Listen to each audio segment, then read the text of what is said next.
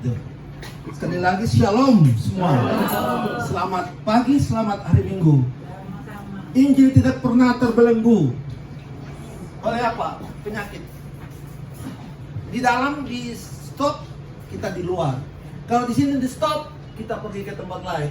Itulah Injil, memberitakan Injil kepada orang lain. Penting. Baik. Hari ini tema adalah hidup yang berkemenangan. Hidup yang berkemenangan. Kita baca di dalam teksnya Kolose pasal 2 ayat 6 sampai 15. Bapak Ibu silakan membuka Alkitab atau cellphone-nya. Alangkah baiknya setiap kita punya cellphone yang ada Alkitab, atau bawa Alkitab kalau lebih besar, mungkin agak malu, silakan bawa cellphone-nya. Bawa cellphone sekarang lebih model katanya, jadi lebih ringan. Tapi jangan lupa, jangan bawa tidak baca Alkitabnya. Ya, Kolose pasal 2 ayat 6 sampai 15 kita baca bersama-sama.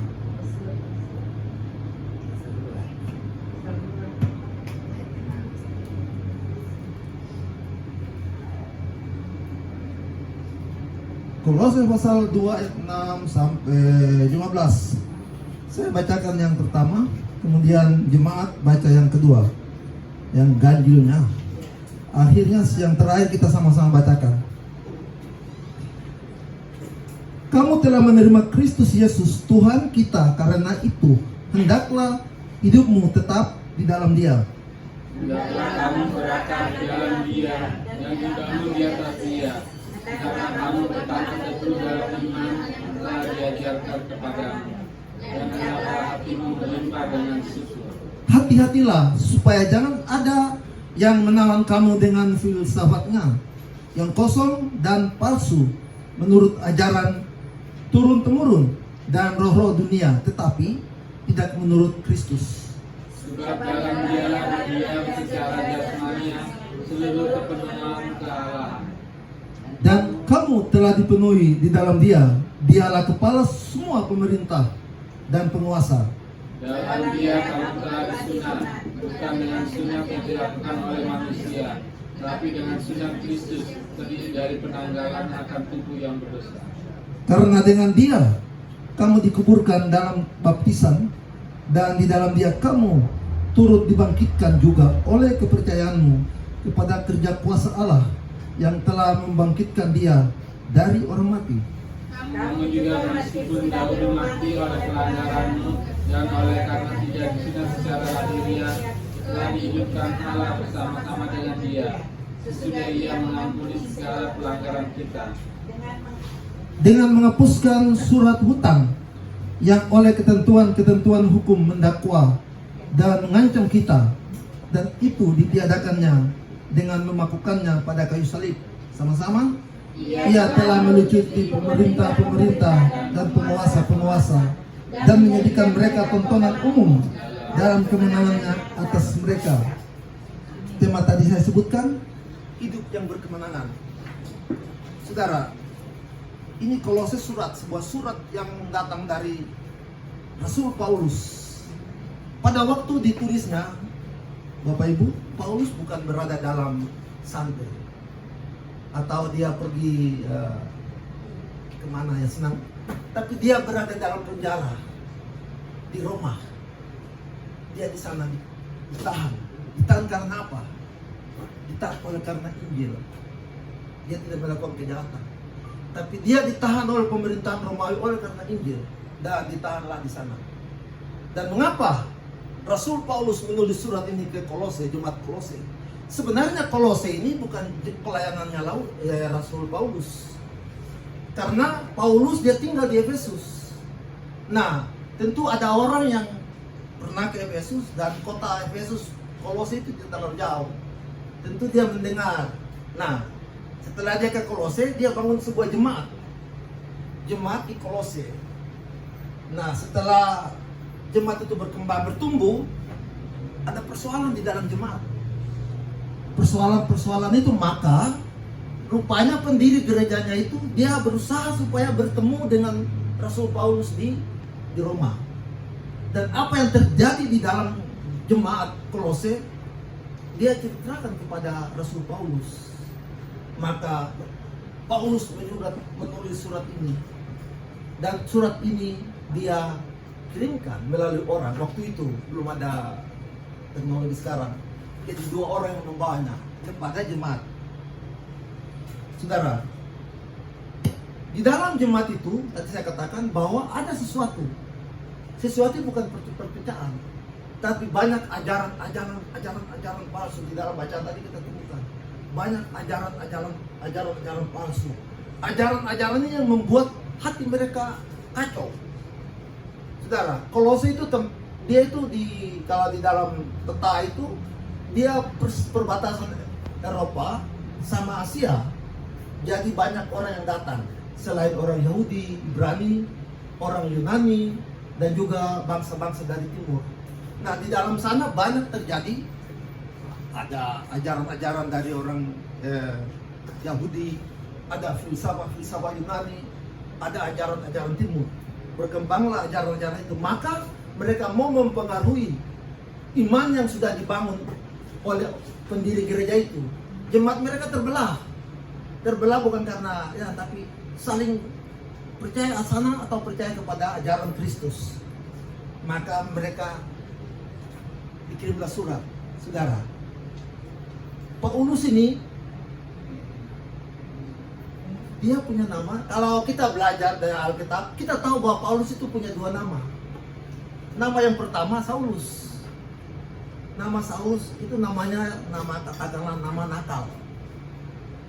Dia nakal sekali. Sampai-sampai dia mau bunuh orang Kristen. Lalu apa yang terjadi? Dia berurusan dengan Yesus. Saudara, di sini kita tahu bahwa setiap orang yang mau menganiaya orang Kristen, lambat atau cepat, kita balik kalimatnya, cepat atau lambat, dia pasti berhubungan dengan Yesus. Seperti Paulus.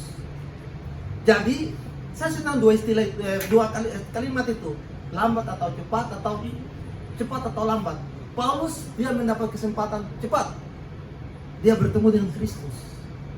Tapi kalau lambat berarti kita mati, baru bertemu dengan Kristus. Kita akan berhadapan dengan Kristus. Nah, Paulus dia bertemu dengan Kristus. Apa yang diberikan kepada Paulus? Dia belum dimatikan, tapi diajar dengan apa? Dia tidak bisa melihat, matanya dibutakan. Berapa hari? 3 hari dia tidak boleh melihat, karena itu kehendak Tuhan.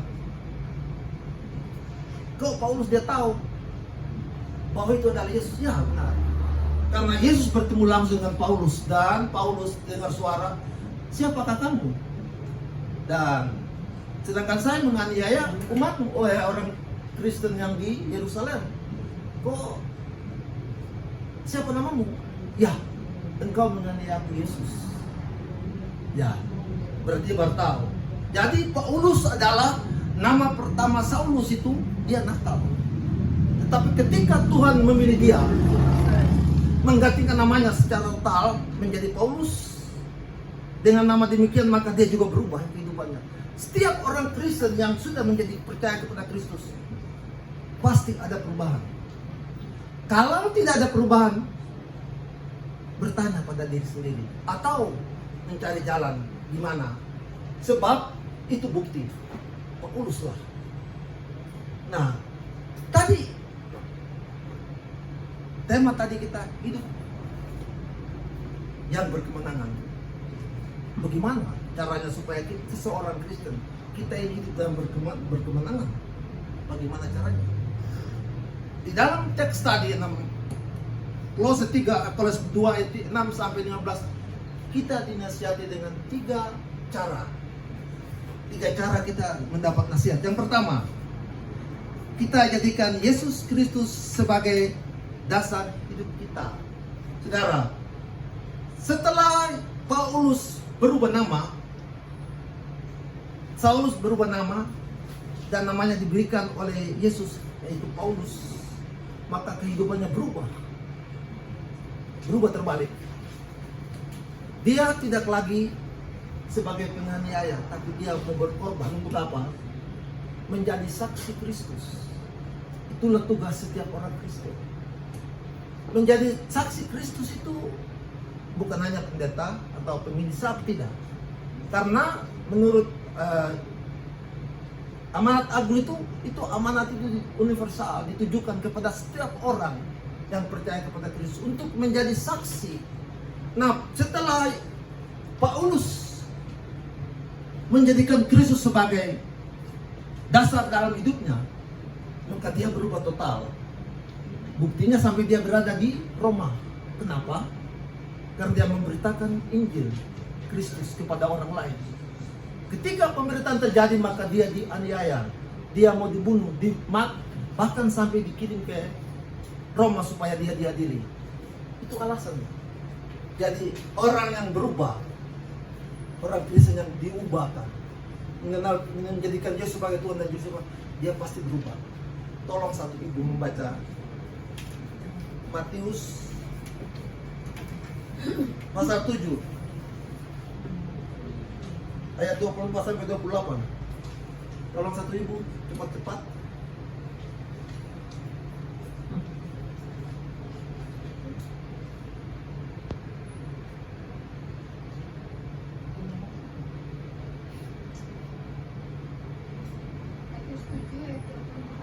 Ya, 24 sampai 28. Firman Tuhan berkata, setiap orang yang mendengar perkataanku ini dan melakukannya, ia sama dengan orang yang bijaksana yang mendirikan rumahnya di atas batu. 5. Kemudian turunlah hujan dan datanglah banjir, lalu angin melanda rumah itu. Tapi rumah itu tidak runtuh, sebab didirikan di atas batu. Tetapi setiap orang yang mendengar perkataanku ini dan tidak melakukannya, ia sama dengan orang yang bodoh yang mendirikan rumahnya di atas pasir. Kemudian turunlah hujan dan datanglah banjir, lalu angin melanda rumah itu, sehingga rubuhlah rumah itu dan hebatlah kerusakannya. Orang yang hidup berkemenangan, ajaran Tuhan Yesus kepada para muridnya, dia mengumpamakan kehidupan itu sebagai seorang yang membangun rumah. Pernahkah Bapak Ibu melihat orang membangun rumah di atas pasir?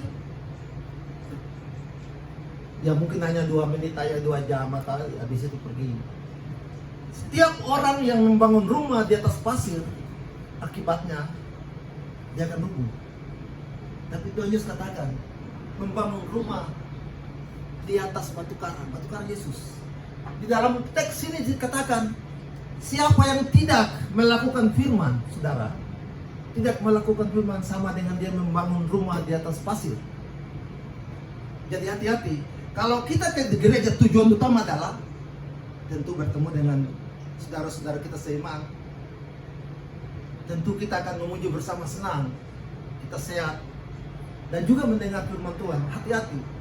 Di dalam setiap saat kita bertemu untuk berbakti kepada Tuhan, hati-hati. Kita harus serius ketika mendengarkan firman Tuhan. Jangan coba-coba. Firman Tuhan katakan, siapa yang tidak melakukan, tidak mendengarkan firman Tuhan, dia sama saja mendirikan rumah di atas pasir. Kehidupannya, ketika ada pencobaan, badai datang, maka dia akan gugur cepat sekali. Dia tidak bertahan, karena dia tidak ada dalam kehidupannya itu firman. Dan firman Kristus itulah yang membuat seseorang itu dia hidup dalam berkemenangan. Apapun terjadi, dia akan tetap kuat. Badai apapun tetap kuat. Ya, itulah.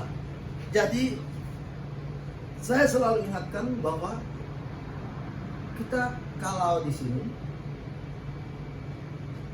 pergunakanlah waktu sebaik 1 jam itu untuk firman Tuhan, untuk melayani dengan serius, menyanyi dengan serius, melakukan apa saja dengan serius. Siapa apa saja, bukan masak misalnya, bukan masak. Dia telepon di rumah dengan serius. Tidak mungkin tidak serius, sebab kalau tidak serius makanannya tidak enak pasti. Ya, saya percaya. Asal-asal kan. Orang memasak harus dengan serius, menyanyi dengan serius. Menyanyi kalau tidak dengan serius, orang ketawa kita ya. Itu. Saya usulkan kita senantiasa harus selalu serius. Karena dengan serius kita menunjukkan bahwa kita seperti Paulus. Walaupun dia dihajar, dihantam, tapi dia rela pergi ke Roma untuk memberitakan sama Kristus. Itulah orang yang hidup berkemenangan dalam Kristus. Itu yang pertama. Yang kedua, kita memiliki iman yang teguh kepada Yesus. Apa itu iman? Iman atau percaya itu kepada apa yang kita lakukan, bahwa kita akan menerima berkat. Tolong satu Bapak membaca Roma pasal 1 ayat 17.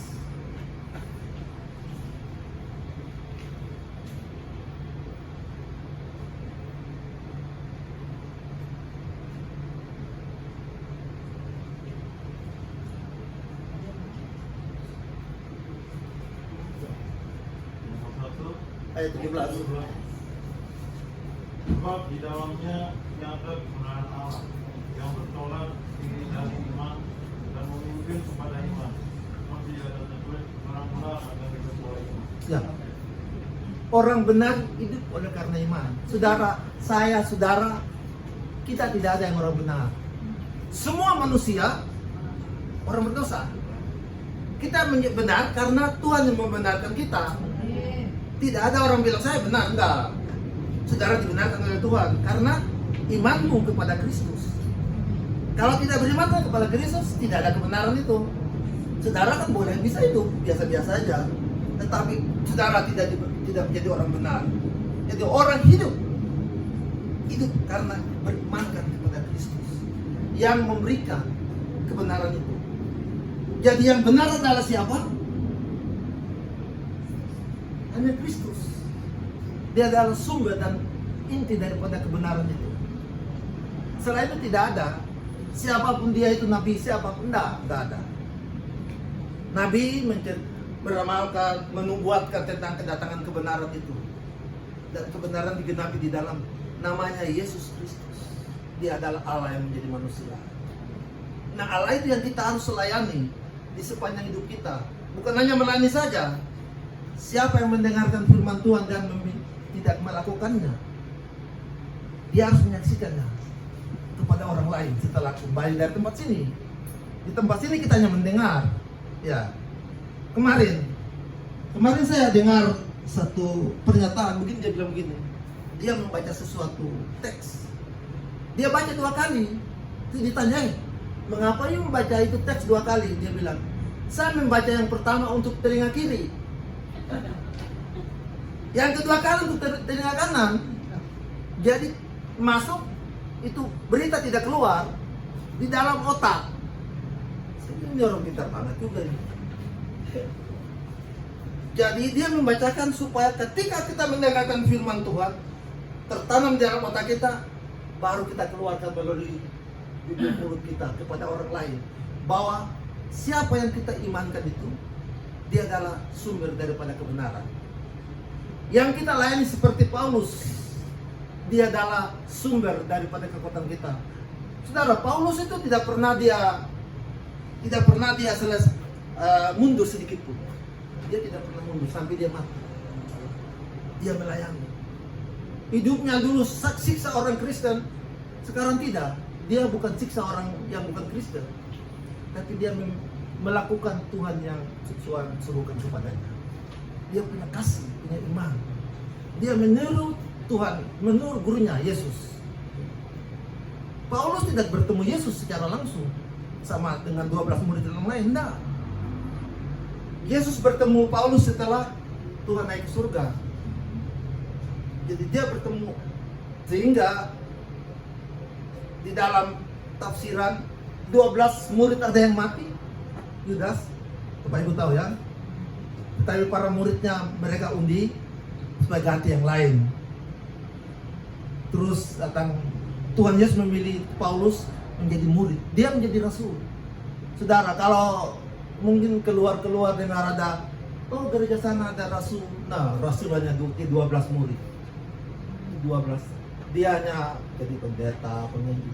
Rasul hanya 12 yang dipilih Tuhan Yesus. Memang tugas seorang rasul dengan pendeta ya sama, yaitu memberitakan tentang Injil, kebenaran Kristus. Tetapi berbedanya adalah yang memilih 12 itu adalah Yesus. Mereka itu adalah disebut rasul. Jabatan itu hanya khusus untuk 12. Tidak bisa orang mengklaim saya adalah rasul. Rasul Yohanes, rasul siapalah. Misalnya Rasul Enos, enggak. Jangan percaya itu orang. Enggak ada itu. Rasul tidak ada, kecuali 12 Rasul. Jadi Paulus ini nanti juga dipilih oleh Tuhan ketika Tuhan naik ke surga. Dan dia setelah dipilih dan namanya berubah menjadi Paulus. Saat itulah dia berubah total dan dia melayani Kristus sampai dia mati. Itulah orang hidup yang berkemenangan. Yang kedua tadi, kita memiliki iman yang teguh kepada Yesus Kristus. Iman itu yang membuat kita dibenarkan oleh Kristus. Bukan kita yang benar, orang benar, enggak. Manusia yang lain sejak awal, Adam Hawa itu sudah berdosa sampai keturunannya ke bawah. Putus setelah Kristus ada di dunia. Sebenarnya jalan terus, tetapi barang siapa yang percaya kepada Kristus itu putus. Yang tidak percaya, Adam terus jalan terus. Orang yang percaya kepada Kristus maka itu hukuman selesai, tidak ada lagi. Kita dibenarkan supaya menjadi orang benar, supaya kita diselamatkan, supaya kita memiliki kerajaan surga. Kelak kita akan bersemu dengan Kristus. Tadi istilah tadi saya pakai, lambat atau cepat kita akan bertemu dengan Kristus. Paulus dia cepat bertemu dengan Kristus. Kristus memakai dia untuk apa tujuannya? Melayani. Kalau lambat, kalau sudah mati, berurusan dengan Tuhan.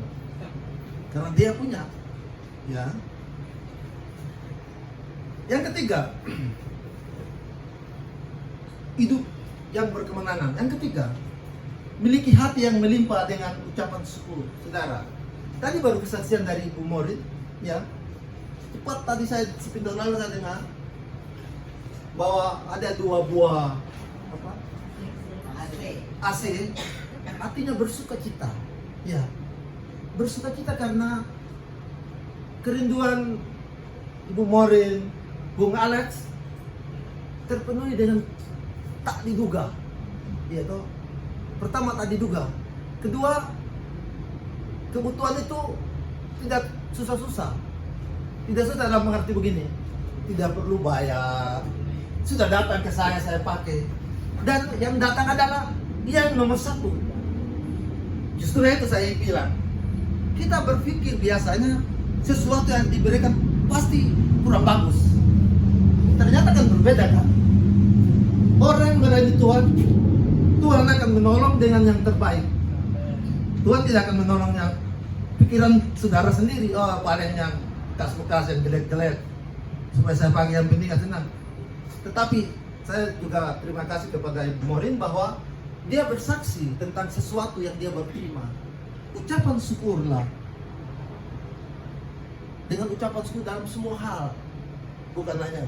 Tetapi apa ucapan syukur yang terbesar? Tolong satu ibu baca Kolose tadi ayat yang ke-14. Kolose yang bacaan kita tadi.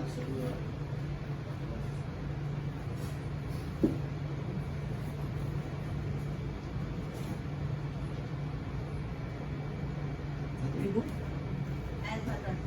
Dengan menghapuskan surat hutang yang oleh ketentuan-ketentuan hukum mendakwa dan mengancam kita, dan itu ditiadakannya dengan memakukannya pada kayu. Amin. Saudara, ucapan syukur terbesar adalah ketika saudara diampuni dosanya. Saudara tidak mungkin akan berbuat untuk menghapus dosamu sendiri, tidak mungkin. Karena itu pekerjaan hanya dilakukan Allah sendiri. Manusia melakukan dosa dan tidak mungkin manusia melakukan supaya dosanya terhapus. Nah, karena begitu besar kasih Allah akan dunia ini sehingga Ia memberikan anaknya yang tunggal supaya barang siapa percaya kepada Dia tidak binasa, mereka beroleh hidup yang kekal. Nah, Yesus Kristus itulah.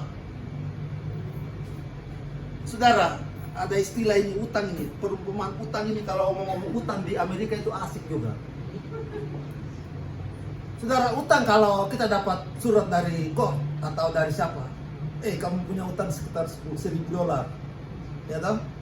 Wah, paling tidak gini juga kan, Walaupun mungkin dulu kita pergunakan uangnya, setelah ditagih, timbul reaksi, marah lagi. Padahal sudah pakai uangnya.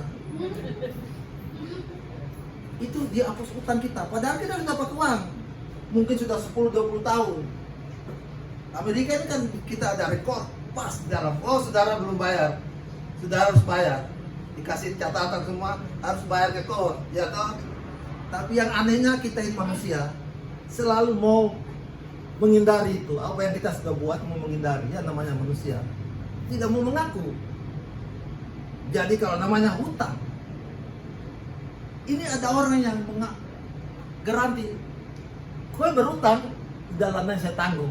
Senang enggak? Ya senang. Dosa saudara. Dosa saudara tidak mungkin saudara bayar. Terus ada seseorang datang, udah beres semua. Yang penting you melayani saya. Jangan lupa, ketika utang saudara dibayar lunas oleh Kristus, saudara apa yang saudara lakukan? Di dalam Alkitab katakan tadi, barang siapa yang tidak melakukan firman, dia sama seperti orang yang membangun rumahnya di atas pasir. Ketika datang badai, secara tiba-tiba dalam arti bisa juga malam, bisa juga siang. Setiap saat saudara tidak tahu badai itu, maka rumah atau kehidupan saudara pasti akan berantakan, pasti akan hancur, gugur. Karena saudara tidak berakar, tidak kepada Kristus. Justrunya itu, kalau mendengarkan firman Tuhan, saya berpikir begini, mendengarkan firman Tuhan, kita segera bagi-bagikan kepada orang lain juga. Ya, supaya orang lain juga mendapat bagian. Jangan kita tahan sendiri. Masuk kanan, jangan keluar kiri. Tapi masuk kanan, tengah, dari kiri ke kanan, tengah juga. Baru kita keluarkan kepada orang lain. Itu firman Tuhan. Ya, kesimpulannya sekarang. Saya kasih kesimpulan. Saya terlalu cepat atau terlalu lambat Pak Pendeta Dukton? Cukup ya, oke. Saya kasih kesimpulan. Saya minta semua kita baca Filipi pasal 1 ayat 21. Kita baca dengan suara yang keras.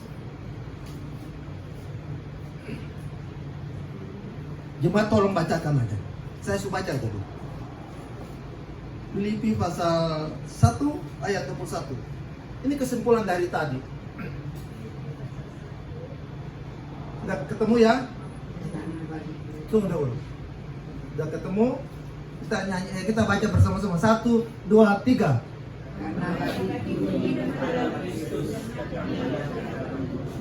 Amin.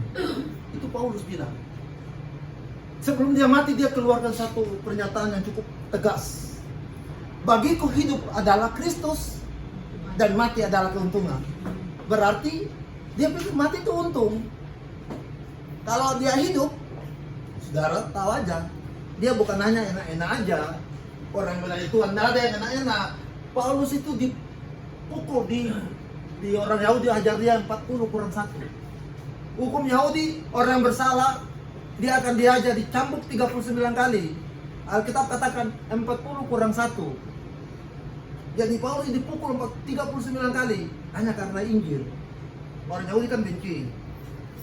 Jadi mengikuti Kristus itu untuk mendapat kehidupan yang berkemenangan itu tidak enak-enak.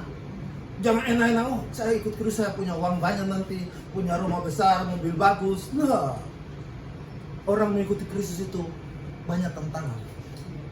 Tapi harus tetap teguh di dalam Kristus. Supaya kita tidak pernah goyah ketika badai besar datang menerpa kehidupan kita. Kita tetap teguh. Nah, itulah kita memiliki kemenangan. Kita harus berprinsip seperti Paulus. Bagiku hidup adalah Kristus dan mati adalah keuntungan. Saudara, itu singkat dan semua orang mengerti apa artinya itu. Ya. Amin. Mari kita berdoa. Bapa di surga, hamba bersyukur dan berterima kasih karena hamba sudah boleh menyampaikan suara Tuhan, firman-Mu. Dan kepada umat-Mu yang sudah mendengar firman Tuhan, Engkau memberkati mereka dengan firman itu. Bagian hamba sudah selesai menyampaikan. Dan bagian Tuhan hanya menumbuhkan firman itu dalam kehidupannya. Roh Kudus berbicara secara khusus kepada tiap-tiap anak-anaknya yang telah mendengarkannya. Supaya firman itu dilakukan sesuai dengan firman Tuhan di dalam kehidupan ke depan. Memberitakan supaya terlibat langsung sesuai dengan amanat agung Kristus kepada setiap umatmu. Terima kasih. Terpujilah Engkau Bapa kekal selama dalam nama Tuhan Yesus Kristus, firman yang telah menjadi manusia. Kami berdoa, amin.